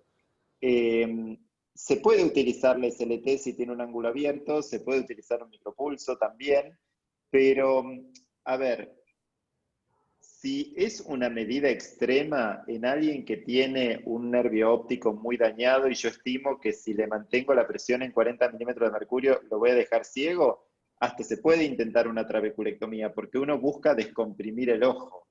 Pero, o sea, el tema que hay aquí es un corticoide de depósito, o sea, que uno lo mete en la cavidad vítrea y no hay forma de sacarlo. Entonces, la presión hay que bajarla de alguna forma, porque tal vez en un hipertenso ocular pierda algunas fibras, pero en alguien que tiene un glaucoma avanzado, o sea, el paso a la ceguera es absolutamente seguro. Entonces ahí lo bajaría. O sea, cuando tengo estas hipertensiones tan agudas asociadas a un corticoide, sobre todo a los corticoides de depósito intravítreos, porque si es un reactivo a una gota con corticoide, uno suspende la gota y en pocos días, por lo general, la presión se restituye. Es como que reacciono cuando tengo esos glaucomas traumáticos que tienen hipertensiones severísimas y vos tenés que bajarle la presión de alguna forma, ahí recurro a algún procedimiento quirúrgico, porque la prioridad es mantenerle el nervio. Perfecto. Bueno, ¿alguien más del grupo quiere aportar algo? Sí, y Héctor, ¿y la brimonidina en mayores de edad y con trastornos cognitivos, cómo lo ves en tu experiencia? Y, o sea, atraviesa la barrera hematoencefálica y muchos aconsejan no utilizarlo. Lo que iba a decir también de esta señora es que probablemente la memantina que está usando se la están dando por su déficit cognitivo, pero hay quienes dicen que reduce la excitotoxicidad mediada por el glutamato, entonces teóricamente tiene un neuroprotector puesto también. Lo que pasa es que con el grado de daño que tiene, el efecto adicional que puede tener el neuroprotector en el nervio óptico es muy bajo. O sea que, pero digamos... da somnolencia, da mucha somnolencia. Se duermen los pacientes muchas veces por la brimonidina. O sea que plantearíamos hacer un SLT para sacarle la brimonidina y dejarle el resto. Sí, porque tiene 86 años, tenés un 0,9 de nervio óptico y es una visión de casi 7 décimas con la que la paciente se maneja. ¿Y cuántos campos visuales tiene con esa visión tubular? Y mira, tiene 3, porque tiene el del 2018, 2019 y 2020. El último se lo hice hace poquito, hace un par de semanas. ¿Y en los 3 tiene una visión tubular? Sí, que cada vez es peor. Sí, pero tenés en 2 años una reducción del campo que si le sumás lo que puede ser la fluctuación no es tan marcada porque en los 3 es un campo visual central. Entonces ahí podés suponer que el target, que está en target esa paciente, una presión por debajo de entre 10 y 15 milímetros de mercurio, tal vez para el resto de su vida le sirva. Lo que pasa es que aquí hay que hablar con los familiares porque esta paciente, por el defecto que tiene en el campo visual y por ser un ojo único, tiene un alto riesgo, más allá de que tiene totalmente trastocada su calidad de vida, tiene un alto riesgo de caídas, de que se fracture la cadera, de un montón de cosas que en realidad le complican su supervivencia más allá del glaucoma que tiene. Este paciente por lo general no tiene que andar sola, hay que explicarle muy bien a los familiares. Pensá que en un ojo está amaurótico y el otro ojo tiene un remanente central. Sí, tal cual. Se debe preguntarle si se choca objetos, observarla cuando entra en la sala de espera. Este año que la estuve viendo, cada vez llega peor. O sea, por ejemplo, la última vez que la vi, que fue la semana pasada, o esta semana, creo que el lunes, no me acuerdo, ya llegó en silla de ruedas, porque tiene una éstasis venosa muy pronunciada, y ella está como cada vez peor, ¿viste? Como muy desmejorada. Pero me llama la atención los que tiene. Claro, lo que pasa es que estamos en el contexto de una gran alteración del estado general. Yo a esa paciente no le haría una trabeculectomía seguro. Y me hago cargo de mis decisiones. O sea, ahí la calidad de vida y el estado general del paciente, una trabeculectomía no lo haría. A lo sumo, como máximo procedimiento intervencionista, le haría un micropulso, pero nada más. Bien. Gracias, Doc. Lo único que aportaría, Martu, es, creo que era 24:2 los campos visuales que estabas haciendo, ¿no? Sí. Por ahí te podés pasar a un 10:2 y tenés un poco para más de seguimiento. Claro, sí, es verdad. No lo puedes seguir tanto, viste, como el otro, pero, qué sé yo, ves, los puntos se van dando cada 2 grados. En un 24:2, la separación entre puntos es de 6 grados y te perdés por ahí un poco de... Bien. Sí, y la paciente va a estar más atenta, porque si no, cuando se deprimen porque no ven los puntos más periféricos y dejan de prestarle atención al campo visual. Más si es una paciente ansiosa o con un déficit cognitivo. Perfecto. Gracias. Muy bueno el caso, Martu. Muy bueno, Vamos muy bueno, sí. a ver ahora entonces el último caso. Lo vamos a presentar a Matías Seco, que nos va a dar un casito sobre glaucoma crónico de ángulo cerrado. ¿Me escuchás, Pablo? Ahí te escucho. Fíjate si puedes compartir. ¿Se ve? Ahí se ve bien. Sí, ahí está empezando a compartir. Ahí está. Perfecto. Bueno, este es un casito de glaucoma que se resolvió muy bien, por suerte. Pero bueno, es un caso más para debatir de la gente que no hace glaucoma diario todos los días. La gente los que hacemos glaucoma lo vemos más seguido. Por ahí para tirarle un par de tips a la gente que no está con esto todos los días. A ver si paso. Bueno, este es un paciente de 68 años que viene al control de glaucoma, pero lo que más le molesta a él es el ojo rojo, la picazón, la arenilla, el aspecto de su cara, de sus ojos, que le cambiaron a partir de esto. Realmente la visión no le molestaba cómo tenía los ojos. Y esto viene relacionado con las charlas que tuvimos hoy. La agudeza visual no era mala, tenía 8 décimas y 9, y una hipermetropía de +3 en cada ojito. Una biomicroscopía tenía una conjuntivitis papilar importante, queratitis, y tenía todos los efectos colaterales que vemos con las prostaglandinas. Las pestañas, la reabsorción de la grasa periorbitaria, la hiperpigmentación de la piel, eso era lo que más le molestaba. Tenía una catarata nuclear de una cruz en cada ojo, y cuando le tomó la presión tenía 25 en el derecho, 17 en el izquierdo, polimedicado, con bimatopros, dorsolamida T y varios lubricantes, gel, todo. Entonces lo que hago, principalmente, que es fácil y rápido, es hacer algo que se llama técnica de Van Herijk, que lo que hacemos es la columna de iluminación, la llevamos a 60 grados y alumbramos la zona del limbo. Y ahí lo que medimos es, vamos a tener 3 imágenes. Una banda clara que es la córnea, después tenemos una banda oscura que es la cámara anterior, la profundidad, y después volvemos a ver el iris. Entonces comparamos la profundidad de la cámara con el espesor corneal. Si vemos ya que tenemos una cámara amplia y mayor a la córnea, es un Van Herijk de 4, y ya vemos que este paciente tiene una cámara amplia. Y así vamos, un Van Herijk de 3, comparamos si tiene una cámara anterior entre media córnea y un cuarto, un Van Herijk de 2 si tiene un cuarto del espesor de la córnea, y 1 si tiene menos de un cuarto de un espesor de córnea. Y acá en la parte derecha hay un gráfico con el grado 1, 2, 3 y 4. Entonces si ya veo que tengo un Van Herijk de 1 o 2, sospecho que tiene un ángulo cerrado, voy a una gonioscopía. Generalmente yo uso el gonioscopio de Sussman, que es una lente de 4 espejos para hacer goniodinámica, que tiene una base de 9 milímetros. Es difícil de usar al comienzo, yo siempre primero usé la de Goldman, hasta que encontré y conocí este nuevo gonioscopio. Al principio hay que apoyar la lente con suavidad, ¿sí? Para ver cómo está el ángulo, y una vez que ahí vimos cómo está el ángulo, si es un ángulo estrecho, hacemos una gonioscopía dinámica, ahí sí apretamos un poco el globo ocular, eso va a hacer que lleve el humor acuoso, y el que lleva el cristalino y el iris hacia atrás, y nos puede llegar a generar una apertura del ángulo, ¿sí? Y podemos ver las imágenes que tenemos en el dibujito de acá. Al hacer la indentación, vamos a ver que el ángulo puede llegar a abrir y se pueden llegar a ver todas las estructuras del ángulo, o puede no abrir, o puede abrir y tener sinequias, o podemos ver la imagen de doble jiba en un iris plató. En el caso nuestro hicimos la gonioscopía y vimos que tenía un cierre angular, que había un contacto irido-trabecular en más de 2 cuadrantes, ¿sí?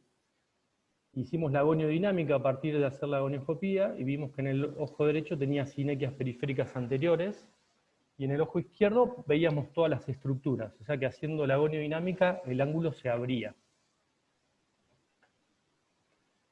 Bueno, este era el campo visual del paciente, el ojo derecho con un escotoma bastante importante, el izquierdo normal. El OCT también se relaciona, las capas de fibras, dañado en el derecho y normal en el izquierdo, una paquimetría un poquito más gruesa de lo normal, un fondo de ojo con una papila de 0,8 del derecho y 0,4 del izquierdo. Entonces, bueno, la pregunta sería ¿qué hacemos en este caso? Teniendo en cuenta que este paciente está muy molesto con su medicación también.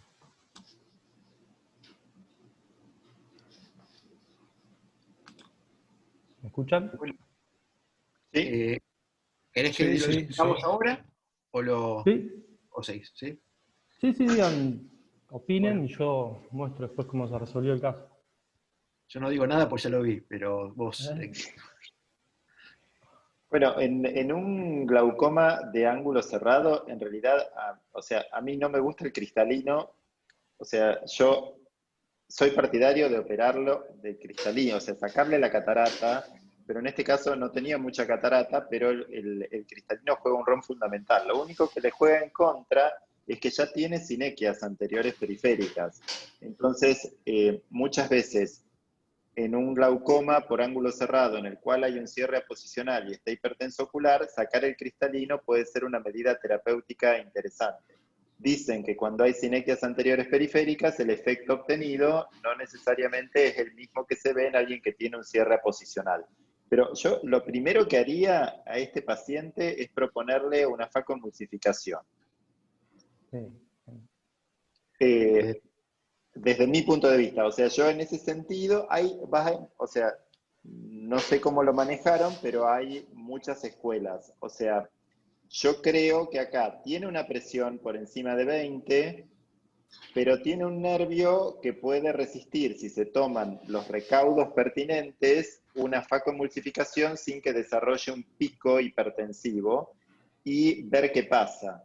O sea, yo no le haría acá una trabeculectomía primero, pese a tener 28 de presión. Hay quienes le hacen primero la trabeculectomía y después le sacan la catarata o el cristalino. Yo en los glaucomas de ángulo cerrado, siempre le saco el cristalino primero, tratando de tomar las precauciones pertinentes de que no se eleve la presión intraocular para que no me dañe un nervio que ya está dañado. Pero iría por la extracción del cristalino, explicándole que probablemente, o en muchos casos, eso no sea la única cirugía que necesite y requiera otra, por las dudas. Porque sí, puede pasar, me ha pasado de que le extraemos el cristalino, la cirugía fue exitosa, pero aún después de eso la presión sigue alta y hay que hacerle una trabeculectomía. Pero también me ha pasado que la trabeculectomía me ha resultado mucho mejor haciéndola en el paciente pseudofáquico que con el paciente con su cristalino, porque ya de por sí la trabeculectomía, por más que haya sido exitosa, es cataratogénica. Y si después le saco el cristalino una vez hecha la trabeculectomía, tengo riesgo de que me fracase la trabeculectomía. Entonces es todo un razonamiento que tengo hecho a lo largo de los años, por eso iría por el cristalino primero. Un día te vamos a invitar a que nos des la charla del estudio Tigre, que la escuché una vez, que está muy bueno, lo aplicaría bárbaro para cuando hablemos sobre glaucoma de ambos. La abuela se está tiñendo el pelo. Perfecto. Bueno, sigo. Qué linda que sos. ¿Está hablando bien? ¿Cómo hace eso? Sí, Juan, Juan, permiso. adelante. ¿Pero de dónde lo Pablo, hacés? soy Juan Venturino. Yo le haría una Faco Trave. Yo estoy con la compu. Bien. ¿Se escucha? Ay, qué bella. Mirá la abuela. Yo le haría una Faco Trave. Voy a pedir a ver si pueden silenciar los que no están. ¿Qué hace? A ver, espera. Ay, qué hermoso.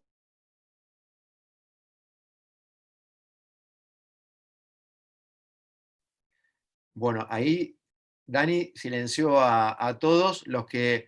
A ver, Juan, ¿podés ¿Me escuchan ahí? habilitarte?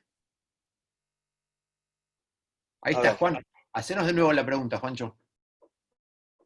Mira, quería decir dos cosas. No sé si me ven. Ahí, perfecto. Bueno, al caso de Matías, al ojo derecho que ya tiene daño y la presión alta, yo me animaría a hacerle una Faco Trave, una combinada. Y el ojo izquierdo sí, una Faco sola. Con un campo visual sano. Bien. Y después, bueno, después tengo algo para el caso anterior, que justo te levanté la mano, pero bueno, si querés lo pregunto después. No, dale. Lo digo después. Bueno, en el caso del anterior, le haría una gonioscopía y una curva de presión y veo cómo está la presión en reposo o acostada, y eso le ayudaría a ella a tomar una decisión con respecto a Raquel.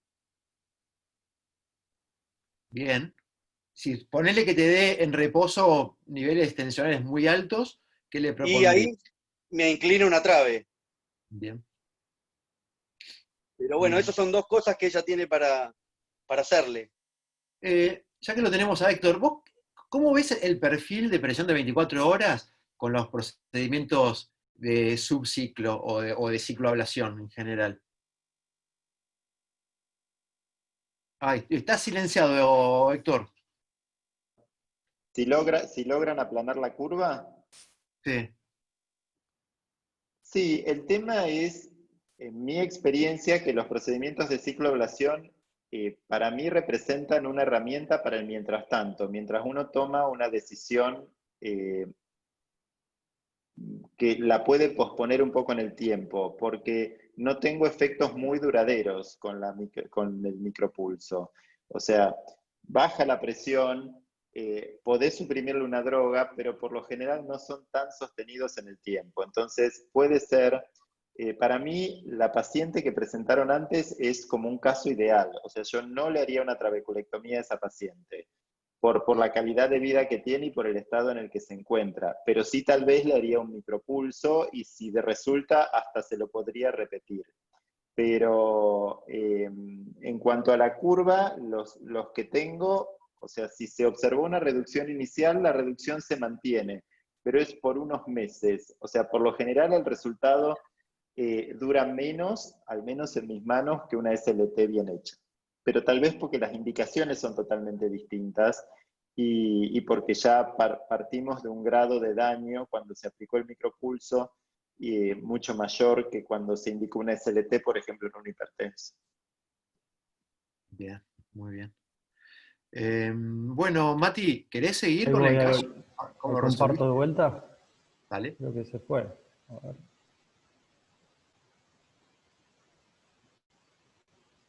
¿Se ve ahí? Ahí está empezando. Sí. Bien, bueno, al final en el ojo derecho que tenía sinequias, hice una Faco Trave, pensando también en la cantidad de gotas que tenía y para intentar dejarlo sin medicación. ¿Sí? Y en el izquierdo hice una Faco, y el resultado fue, bueno, la visión me mejoró un poquito, la presión en el derecho quedó en 12 sin medicación, y en el izquierdo 14 con las 3 drogas, y después fuimos al SLT. En el izquierdo, una vez que ya el ángulo había ampliado la cámara, después de sacarle el cristalino, que fue lo que dijo Héctor hoy, ¿sí? Hicimos el SLT, 25 disparos por cuadrante, 0,8 milijoules de promedio, y terminó en 14 con solo una gotita de timolol, ¿sí? Y la verdad que le cambiaron los ojos, el aspecto de los ojos, de una forma terrible. Y la conclusión de esto es que siempre cuando vemos un paciente en el consultorio y vemos que tiene poca cámara anterior, hacer un Manjeric. Si tiene un Manjeric de 1 o 2, hacer un agonio, ¿sí? Y hoy en día hay que siempre fijarse en las alternativas en los pacientes polimedicados, como esta alternativa que vimos del SLT, que es muy buena, la FACO con los MIX, y el micropulso, que hay estudios muy buenos para los glaucomas moderados, avanzados. La verdad que hay muchas cosas nuevas en glaucoma para estos pacientes, ¿sí? Bueno, listo. Bueno, muchísimas gracias, Mati. ¿Alguien quiere aportar alguna pregunta? ¿O qué harían? ¿O cómo manejan sus glaucomas de ángulo cerrado?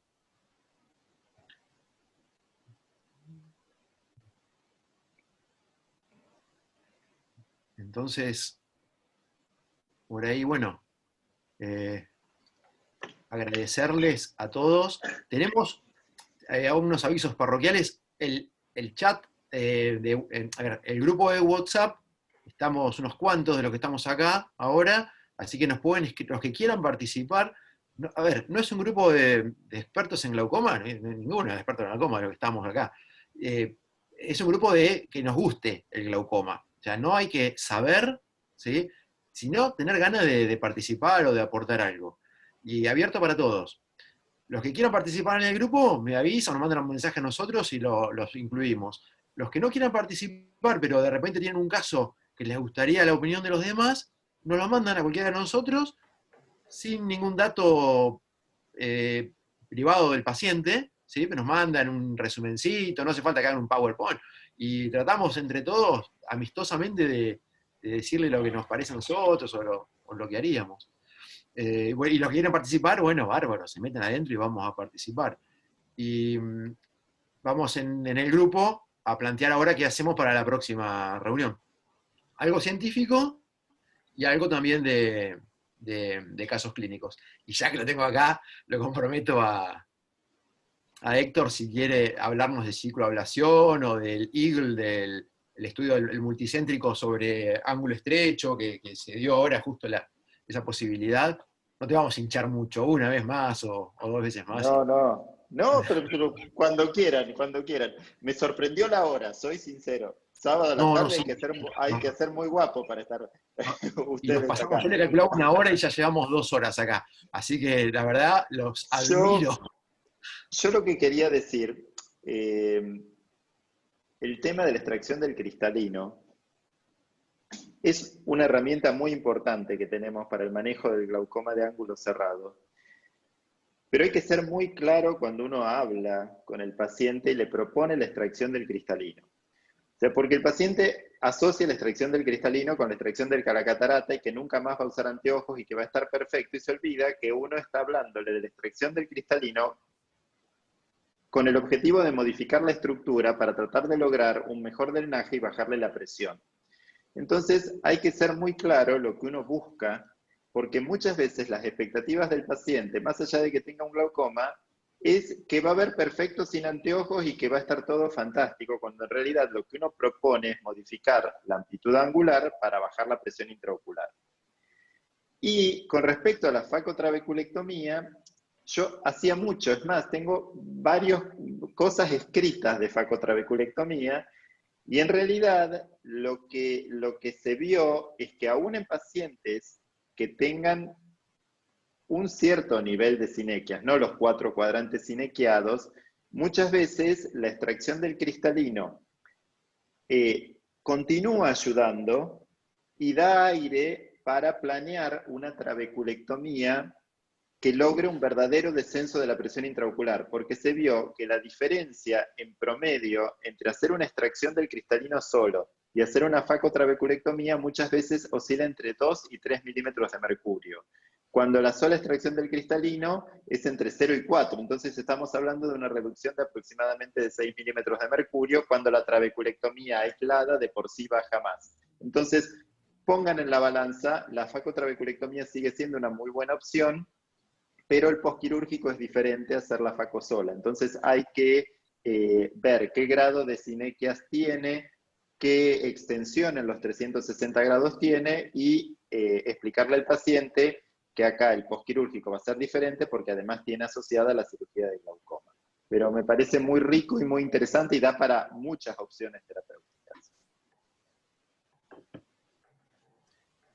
Bueno, ¿alguien más quiere aportar? Bueno, los vamos a dejar libres. Muchísimas gracias, Héctor, por pasar un sábado de la tarde con nosotros.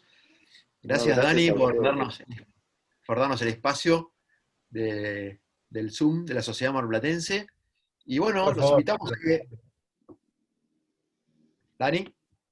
No, te decía que que por favor, nada que agradecer y felicitaciones por la iniciativa, y bueno, y nada, y vamos para adelante con todo este tipo de actividades que son súper enriquecedoras.